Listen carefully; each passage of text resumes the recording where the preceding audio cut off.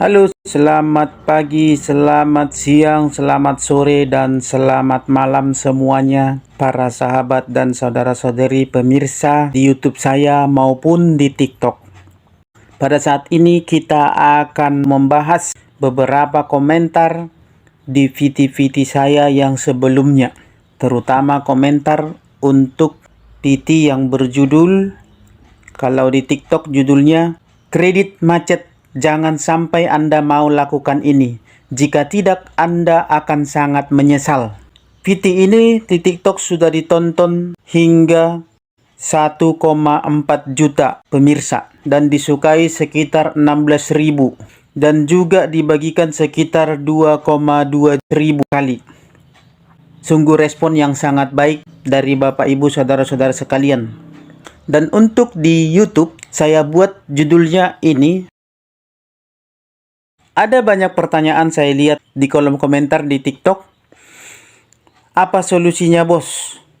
Bagaimana caranya, bos? Dan di video-video lain juga ada yang bertanya, kenapa begitu singkat, bos? Kenapa tidak jelas endingnya, bos? Jadi begini Bapak Ibu saudara-saudara sekalian yang mau saya sampaikan. Memang saya buat konten itu lebih lengkap di YouTube. Lebih terupdate di sana. Kenapa saya bilang lebih lengkap di YouTube? Karena di TikTok batas waktunya itu sungguh sangat pendek sekali. Hanya bisa sampai maksimal 10 menit. Sementara kadang-kadang penjelasan untuk satu video itu supaya paham. Karena kebanyakan kita ini orang awam, betul ya, yang tidak paham tentang finansial. Jadi saya jelaskan sebegitu panjang lebar pun kadang-kadang masih ada saja bahkan banyak yang tidak mengerti, yang tidak paham. Oleh karena itu saya buat penjelasannya lengkapnya itu adalah di YouTube dan lebih terupdate di YouTube. Artinya tidak semua yang saya upload di YouTube itu saya upload di TikTok. Oleh karena itu, bagi Bapak Ibu saudara-saudara sekalian yang mau lihat lebih lengkapnya, lebih terupdate-nya, dan pertanyaan-pertanyaan yang saya jawab itu ada di YouTube. Kenapa saya bilang begitu? Karena di TikTok itu satu hari saya bisa dapat ribuan komentar. Bagaimana saya mau balasnya, Bapak Ibu saudara-saudara sekalian? Sementara di YouTube tidak seramai itu. Jadi itulah alasannya kenapa kalau bisa ya Bapak Ibu saudara-saudara sekalian masuk ke YouTube saya. Di bio akun ini, di bagian ini ada link YouTube di situ. Bapak Ibu masuk ke situ, kemudian tonton videonya lalu subscribe. Biasanya video saya akan saya letakkan di sana yang lebih lengkapnya. Dan biasanya video sebelum saya upload di tempat lain saya upload dulu di YouTube. Lalu kemudian pertanyaan-pertanyaan yang di YouTube itu lebih banyak saya jawab. Kenapa? Yang pertama ya karena tidak terlalu banyak yang komen di kolom komentarnya. Karena mungkin YouTube tidak terlalu banyak penontonnya, tidak seperti TikTok. Jadi bagi Anda Bapak Ibu saudara-saudara sekalian yang mau dapat penjelasan lebih lengkap, lebih terupdate dan komen-komennya lebih sering dibalas atau lebih sering direspon itu di YouTube. Tadi sudah saya jelaskan alasannya kenapa. Kemudian kita akan bahas ada satu komentar dari salah satu pemirsa salah satu video di YouTube mengenai kredit macet. Jangan sampai Anda mau lakukan ini. Jika tidak, Anda akan sangat menyesal mengenai video ini ya. Jadi video ini menjelaskan tentang ujuk rayu debt collector. Bisa bayar satu angsuran, tapi dibawalah mobilnya ke kantor leasing. Supaya kita bisa pastikan bahwa mobil masih ada sama Bapak. Supaya kita bisa foto mobil atau motornya. Itu adalah akalan mereka supaya Anda bawa mobilnya ke leasing. Nah, pada saat Anda bawa mobilnya ke leasing, disitulah mereka akan tahan.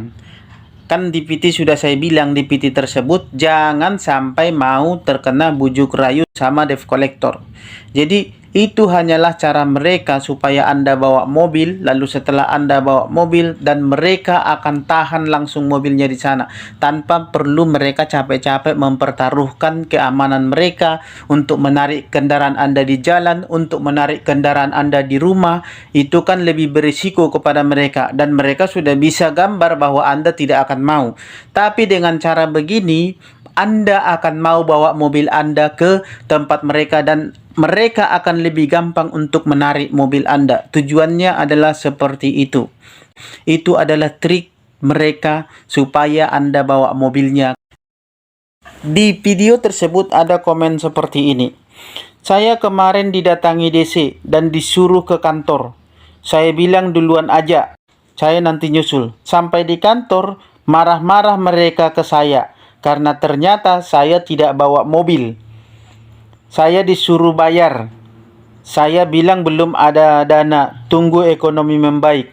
Saya juga disuruh bikin pernyataan titip. Saya nggak mau juga, mobil mau saya pakai. Mereka semakin memanas, ada 7 orang DC.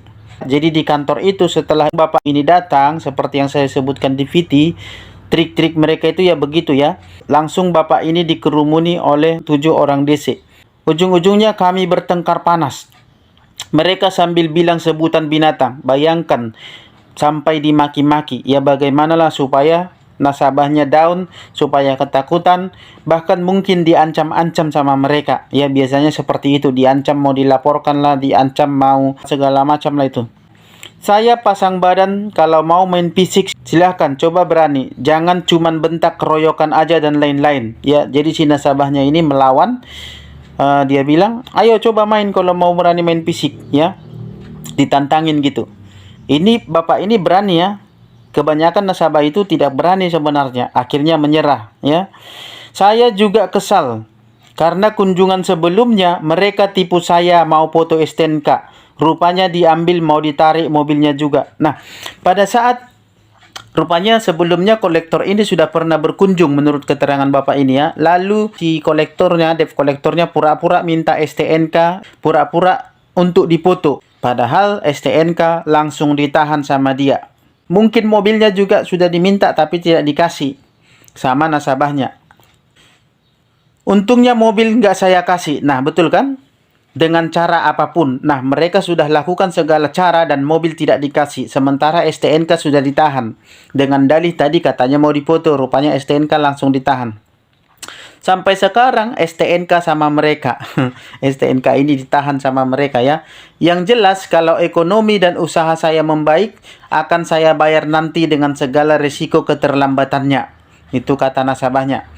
Pertanyaannya, nah ini pertanyaan nasabahnya.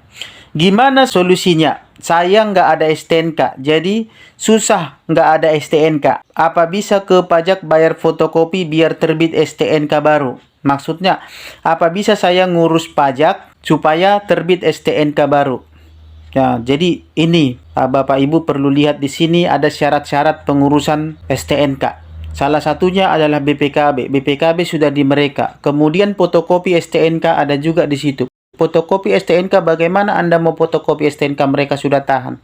Nah, maksud saya di situ ini adalah akibat bujukan rayu mereka. Cara-cara mereka, trik-trik mereka, penipuan yang mereka lakukan kepada nasabah supaya nasabah mau menuruti kemauan mereka dan nasabah bisa dijebak sama mereka. Bisa diatur sama mereka supaya nurut sama mereka dan nasabah menyerah. Itulah cara-cara mereka. Jadi itu yang saya maksud di VT ini, Bapak Ibu Saudara-saudara sekalian. Jangan lagi bertanya bagaimana caranya Pak, bagaimana. Itu bukan cara, itu maksudnya ya, bagaimana solusinya. Solusi apa kalau mobil sudah Anda bawa ke leasingnya, apalagi solusinya, nggak ada lagi solusinya. Kenapa nggak ada lagi solusinya? Karena Anda yang bawa mobilnya ke sana. Anda yang bawa mobil ke kantor. Apa solusinya? Mau Anda laporkan pencurian? Enggak. Anda yang bawa mobil ke kantornya. Mau Anda laporkan perampasan? Enggak. Anda yang bawa mobil ke kantornya. Jadi secara posisi Anda sudah salah. Mau Anda teriak pun di sana tidak akan ada yang bela. Mau Anda lapor ke polisi pun Anda katakan bahwa Anda di sana mengalami kekerasan. Siapa jadi saksinya? Nggak ada. Itu maksud saya loh Bapak Ibu Saudara-saudara sekalian. Jadi supaya bisa dipahami. Oke, semoga bermanfaat dan salam sahabat.